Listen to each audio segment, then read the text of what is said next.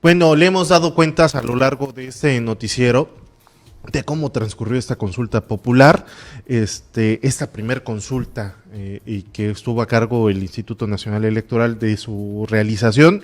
Se esperaba un resultado así, se esperaba poca participación también, pero para hablarnos sobre su análisis, sobre lo que se vivió, todo lo que ha conllevado a cabo esta consulta popular del domingo. Quiero agradecer que nos acompañe en estos micrófonos a Benito Nasif. Él es politólogo, pero además es un ex consejero del Instituto Nacional Electoral, por lo tanto, pues conoce las entrañas del INE, conoce cómo llevar a cabo las elecciones en nuestro país, cómo organizar todo esto, y le agradezco mucho que esté con nosotros. Muy buenos días, Benito.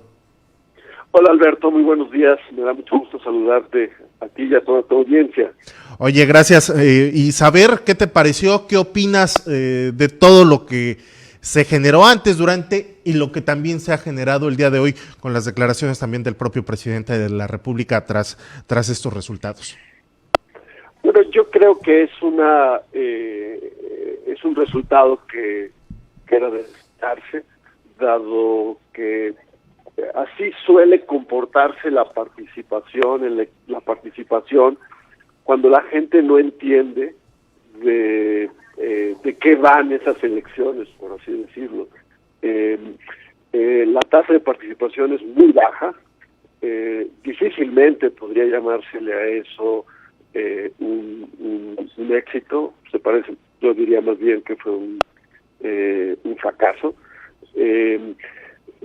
Son tasas de participación que pueden compararse más que con una elección como la que tuvimos el 6 de junio, con ejercicios de participación que no suelen interesar a la gente, como por ejemplo las elecciones vecinales aquí en la Ciudad de México, que suelen tener tasas de participación de un poco abajo del 5%. Esta era además un ejercicio en el que la tasa de participación era más importante incluso que el cómo se decantaba quienes participaban por el sí o por el no, ¿sí? Porque pues la pregunta realmente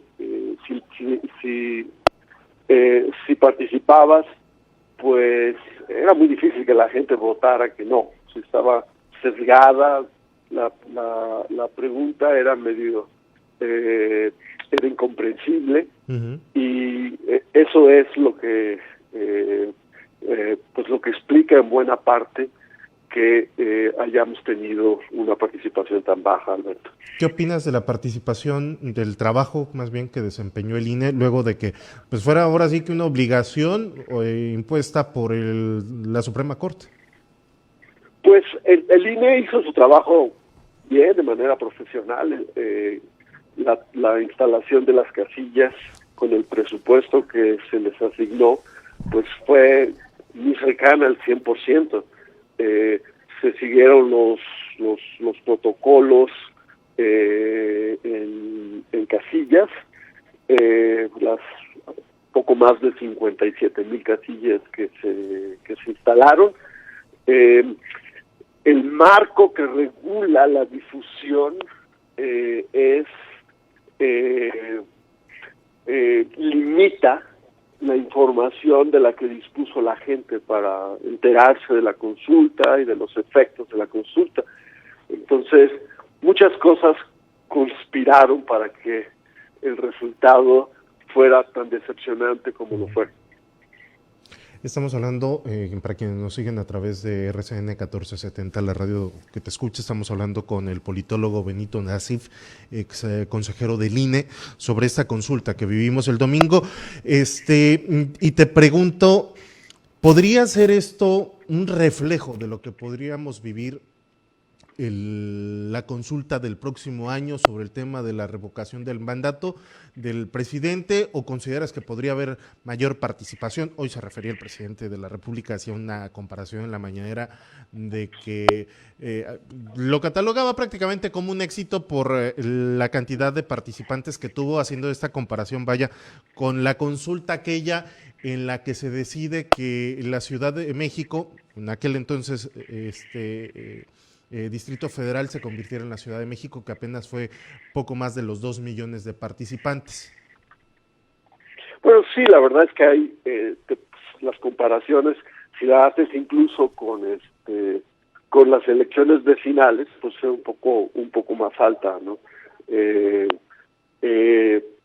Pero pues si lo comparas con las elecciones constitucionales, incluso con aquellas que suelen ser las menos atractivas para la gente, que es cuando solo votan por diputados locales, por ejemplo, como las que tuvo Coahuila el año pasado, pues la verdad es que es una tasa de participación verdaderamente decepcionante, ¿no? Lamentable, ¿no? Sobre todo el tema del derroche del dinero y agregar la reacción de los partidos políticos. Obviamente, pues Morena está contento, es el único contento por lo visto. Sí, yo creo que un poco lo que hace Morena, como el presidente, es tratar de poner buena cara, pero los datos son muy contundentes. Ahora, si analizas con detalle, Alberto, sí, desagregas la información por estado, hay una clara tendencia regional en la participación, ¿no? En los estados del norte, incluso en aquellos estados donde Morena gana elecciones, como por ejemplo Baja California, ¿sí? O donde ganó recientemente apenas, como Sonora o Sinaloa, ¿sí? Zacatecas. En el norte las tasas de participación en la jornada de ayer fueron incluso más bajas que el promedio. Pues aquí nada más fue del 4%, poquito más arriba del 4%, según el último resultado hace casi una hora. Exacto. A pesar de que Baja California es un estado, digamos, morenista. La participación se concentra en un grupo de estados que es donde Morena tiene su estructura, que son Ciudad de México, Puebla, Tlaxcala, Tabasco, Oaxaca, Guerrero, que son estados del sur del país, incluyendo la Ciudad de México, y que los resultados de la jornada electoral de ayer indican que es donde tiene la capacidad de movilizar a la gente, Morena. Y hay estados en el norte, sobre todo en el norte del país, donde teniendo la capacidad de ganar elecciones con buenos candidatos, no tiene la estructura que sí tiene en el sur del país. Desde tu punto de vista, ¿sí fue trascendente esta consulta? ¿Sí deja un antecedente histórico para el país o simplemente fue un capricho lo que se realizó el día de ayer? Pues mira, fue una consulta en la que muchas cosas salieron mal desde un principio, ¿sí? Y creo que hay lecciones que extraer de esta consulta, sobre todo los actores políticos. Si este ejercicio se piensa repetir más adelante, ¿no? Una de ellas es, pues, el tema de la consulta, pues tiene que ser un tema atractivo para la ciudadanía. La consulta tiene que plantearse con una pregunta clara, que la gente entienda, y que entienda las consecuencias de votar por el sí o votar por el no. Cuando la gente no sabe de qué va la consulta, no sabe cuáles son sus efectos, pues vamos a tener estas tasas de participación tan bajas, porque la gente no se interesa. Yo creo que esa es la principal lección del día de ayer. La única trascendencia que yo creo que la consulta de ayer tiene es que es la primera en la historia de este país que se hace a nivel nacional, y que no salió bien. Ya por último, Benito, ¿cómo consideras, y precisamente tocando el punto anterior que mencionabas, cómo esperas o cómo debería de venir la consulta del próximo año? Bueno, la del próximo año, si se plantea, no es no digamos que no podemos decir todavía que es un hecho consumado. Es una pregunta, es una pregunta sobre la permanencia en el cargo del presidente de la República. Es una pregunta muy clara, y es un poco menos claro cuáles son sus efectos inmediatos, sobre todo quién ocuparía su lugar en caso de que la mayoría se decantara por revocar el mandato del presidente López Obrador.